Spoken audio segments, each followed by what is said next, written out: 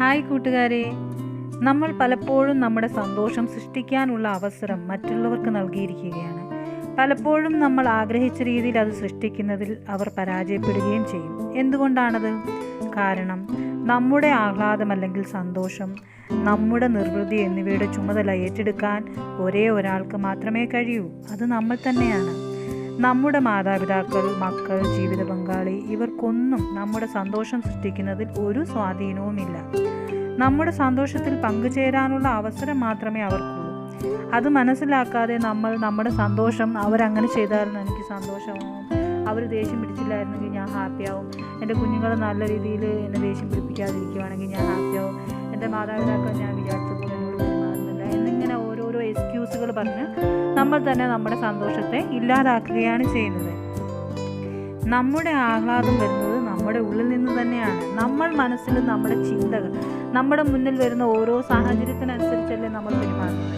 അപ്പോൾ നമുക്ക് ഇഷ്ടപ്പെട്ട ഒരു സാഹചര്യമല്ല മുന്നിലെങ്കിൽ നമ്മുടെ ചിന്ത ആ സാഹചര്യം അങ്ങനെ ആയതുകൊണ്ട് എനിക്ക് പ്രശ്നമാണ് എന്നുള്ള ചിന്തയിലൂടെയാണ് നമുക്ക് ദേഷ്യം വരുന്നതും സങ്കടം വരുന്നതും ഈവൻ സന്തോഷം വരുന്നതും.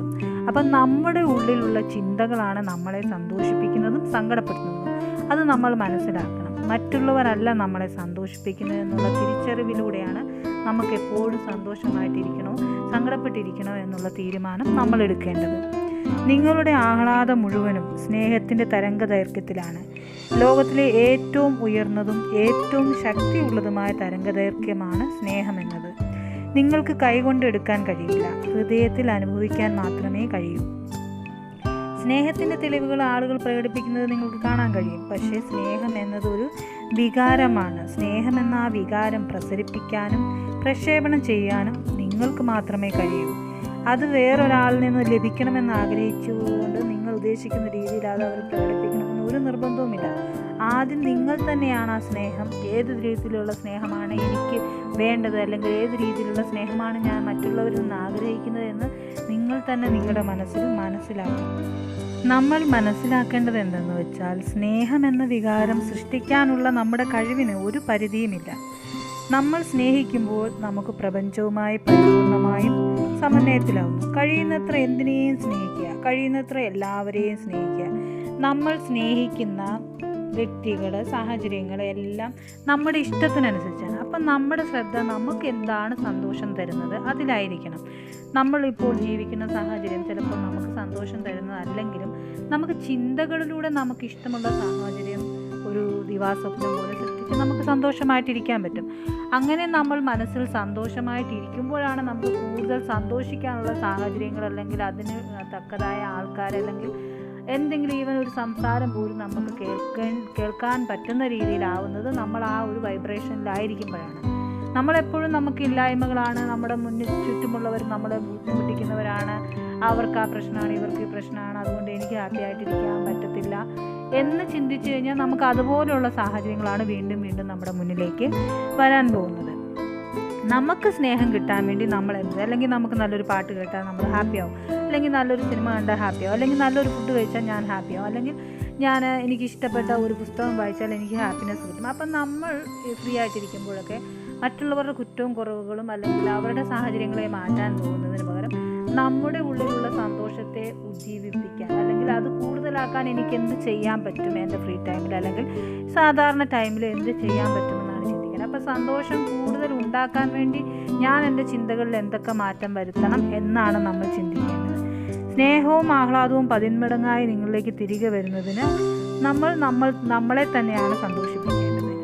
നമുക്ക് സ്നേഹിക്കാനുള്ള കൂടുതൽ കാര്യങ്ങളെ നമ്മളിലോട്ട് എത്തിച്ചു തരാൻ ആകർഷണ നിയമത്തിന് കഴിയും. അപ്പം നമ്മുടെ ചിന്തകൾ എപ്പോഴും സ്നേഹത്തെക്കുറിച്ചായിരിക്കണം, അല്ലെങ്കിൽ എനിക്ക് എന്തൊക്കെ ചെയ്യുമ്പോൾ സ്നേഹം കിട്ടും എന്നതിനെ പറ്റിയായിരിക്കണം, അല്ലെങ്കിൽ ആ ഒരു സാഹചര്യത്തെ നമ്മൾ തന്നെ നമ്മുടെ മനസ്സിൽ സൃഷ്ടിച്ചെടുക്കുകയാണ് വേണ്ടത്. ആഹ്ലാദം നൽകുന്ന എല്ലാ വസ്തുക്കളെയും നിങ്ങളിലേക്ക് അടുപ്പിക്കാൻ ഈ ശക്തിക്ക് ആകർഷണ നിയമത്തിന് കഴിയും. എല്ലാ നല്ല വ്യക്തികളിലെയും നിങ്ങളിലേക്ക് അടുപ്പിച്ചുകൊണ്ട് പ്രപഞ്ചം നിങ്ങൾക്ക് വേണ്ടി എല്ലാം ചെയ്തു തരുന്നത് പോലെ നിങ്ങൾക്ക് കാണപ്പെടാൻ തുടങ്ങും. ആദ്യം തന്നെ നമ്മുടെ ഈ സാഡ് മൂഡിൽ ഇരിക്കുന്ന ചിലവർക്ക് ഈ സാഡായിട്ട് ഇരിക്കുന്നത് തന്നെ വലിയൊരു സന്തോഷം. അവർക്ക് അങ്ങനത്തെ ഒരു മൂഡിലും എല്ലാവരും സഹതാപം അർഹിക്കുന്ന ചില വ്യക്തികളുണ്ട്. എപ്പോഴും അവരെ മറ്റുള്ളവർ ഇങ്ങനെ പാമ്പർ ചെയ്ത് അയ്യോ അങ്ങനെയാണോ ഇങ്ങനെയാണോ എന്നൊക്കെ ചോദിക്കുന്നത് ഇഷ്ടപ്പെടുന്നത്, മീൻസ് അതൊരു നെഗറ്റീവ് ആണെങ്കിൽ പോലും അതിനെ ഇഷ്ടപ്പെട്ട് ഇന്ന ഇന്നർ മൈൻഡിൽ അവരെല്ലാം എന്നെ കെയർ ചെയ്യുന്നുണ്ടെന്നൊക്കെ വിശ്വസിക്കുന്ന കുറേ ആൾക്കാരുണ്ട്. അതെല്ലാം ശരിക്കും പറഞ്ഞാൽ നമ്മുടെ ബലഹീനതയാണ്. നമ്മൾ എന്താണെന്ന് നമ്മൾ അക്സെപ്റ്റ് ചെയ്യാൻ റെഡിയാവാത്തതിൻ്റെ ഒരു പരിണിത ഫലമാണ് അങ്ങനെ മറ്റുള്ളവരുടെ സഹാനുഭൂതിയിലൂടെ ഒരു സന്തോഷം കണ്ടെത്തുക എന്നുള്ളത്. വാസ്തവത്തിൽ നമ്മൾ എന്താണ് ആഗ്രഹിക്കുന്നത് അത് തന്നെയാണ് നമുക്ക് സംഭവിച്ചുകൊണ്ടിരിക്കുന്നത്. നമുക്ക് എപ്പോഴും സന്തോഷമാണ് വേണ്ടതെങ്കിൽ നമ്മൾ എല്ലാവർക്കും എല്ലാ സാഹചര്യങ്ങളിലും എപ്പോഴും സങ്കടമാണെന്ന് പറയാൻ പറ്റില്ല. അവിടെ സന്തോഷം തരുന്ന എന്തെങ്കിലുമൊക്കെ ഉണ്ടാകും. അപ്പം നമ്മൾ കൂടുതലും ഫോക്കസ് ചെയ്യേണ്ടത് നമ്മളെ ദേഷ്യം പിടിപ്പിക്കുന്നതിലോ അല്ലെങ്കിൽ നമ്മളെ സങ്കടപ്പെടുത്തുന്ന കാര്യങ്ങളിലോ അല്ല. അതിൻ്റെ ഉള്ളിൽ 1-2 സന്തോഷമുള്ള കാര്യങ്ങൾ എന്താണ്, അല്ലെങ്കിൽ എൻ്റെ ഹസ്ബൻഡ് ഇന്ന് എന്തോ ഒരു കറി വെച്ചപ്പോൾ നല്ലതെന്ന് പറഞ്ഞു, അല്ലെങ്കിൽ അമ്മായിമ്മ എന്തോ ഒരു കാര്യത്തിന് നല്ലതാണെന്ന് പറഞ്ഞു, അങ്ങനെ ഉള്ള ചെറിയ കാര്യങ്ങൾ അതിൽ സന്തോഷം കണ്ടെത്തുക. അപ്പോൾ അതിന് കൂടുതൽ ഇമ്പോർട്ടൻസ്. അപ്പോൾ ഇനി അത് അവരെ കൊണ്ട് പറയിപ്പിക്കാൻ വേണ്ടി ഞാൻ എങ്ങനെ സന്തോഷമായിരിക്കും അല്ലെങ്കിൽ ഞാൻ എന്ത് ചെയ്യാം എന്നതിനെ പറ്റിയാണ് ചിന്തിക്കേണ്ടത്. അപ്പം നമ്മളുടെ വ്യക്തിബന്ധങ്ങളിലും ഒക്കെ നമ്മളുടെ ചിന്ത മറ്റുള്ളവരാണ് നമ്മളെ സന്തോഷിപ്പിക്കേണ്ടത്, അവർ സന്തോഷിപ്പിച്ചാൽ മാത്രമേ എൻ്റെ ജീവിതം ഭംഗിയായിട്ട് പോകത്തുള്ളൂ എന്നുള്ള ചിന്തയാണ്. അതാണ് നമ്മൾ മാറ്റിയെടുക്കേണ്ടത്. നമ്മുടെ ശ്രദ്ധ മുഴുവനും നമ്മൾക്ക് സന്തോഷം തരുന്ന കാര്യങ്ങളിലേക്കാകുമ്പോൾ കൂടുതൽ സന്തോഷം നമ്മളിലോട്ട് എത്തിക്കാനുള്ള കാര്യങ്ങൾ പ്രപഞ്ചം നമുക്കായിട്ട് ഒരുക്കിത്തരും.